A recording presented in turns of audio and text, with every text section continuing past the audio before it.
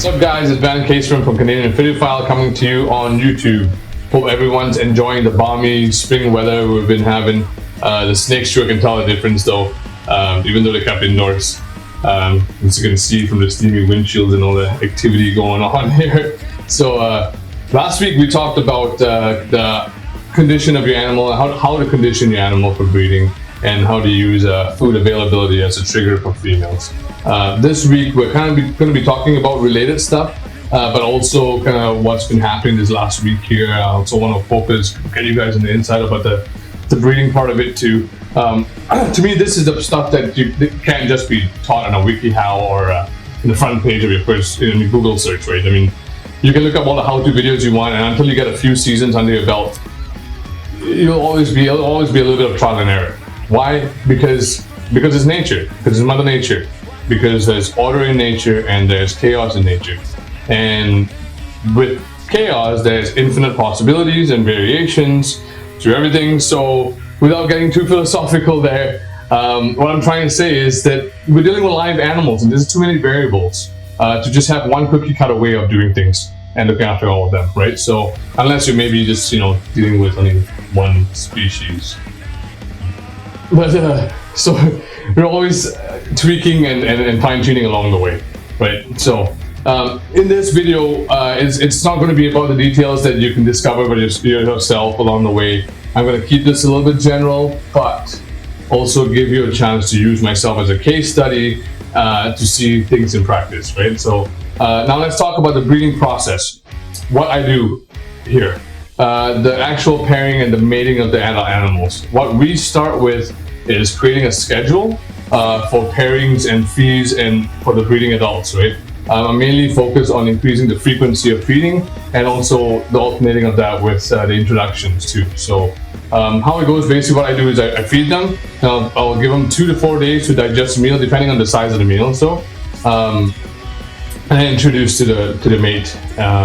And probably leave them for a day or 2 or 3 depending on what the activity's been like, how the weather's been like, if I'm waiting for a front to come and stuff, so right, and then take them out again, feed again, and do rinse and repeat. So I started doing this schedule mainly because I work with king snakes mainly, and it just takes away the chance of feeding them and introducing them. It takes away the chance of anyone being hungry, so you don't end up with just one snake in the tub or a cage. Even then, my speckled kings, they're still can be a handful sometimes, but it also increases the frequency of introductions too. You're going to be on a consistent schedule, and you will have increased chances of catching the animals at the right stages of the breeding cycle. So I also find that keeping females satiated appetite-wise, they seem to be more prone to be more receptive to the males. Also, it could be that my timing could have been just right where they maybe are ovulating, and maybe it seemed that way with me, but it sure seems to be a trend with my snakes over here. So another thing to note too, guys, prepare to get busy.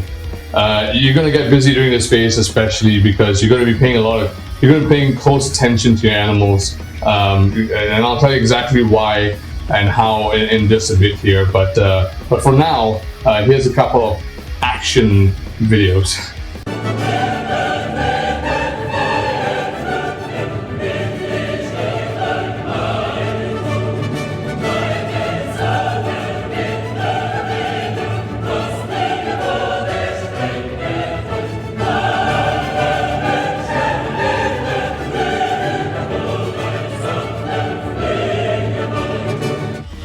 So I was telling you guys about paying close attention to your breeders. What are you looking for during this phase of the whole breeding cycle? I'll start with the males because they're the easier ones to deal with at this point, yet everything seems to rest on their performance. You want your male to be in top form before going into brumation, especially not fat, remember. You want him to be lean, you want to keep him strong and lean, because he's going to need that energy when he comes out of brumation here, because some of the males will come out of brumation and they'll keep a regular appetite, and some of them they might have a sporadic type feed appetite, but some males will just have a hunger that a cheeseburger ain't going to satisfy.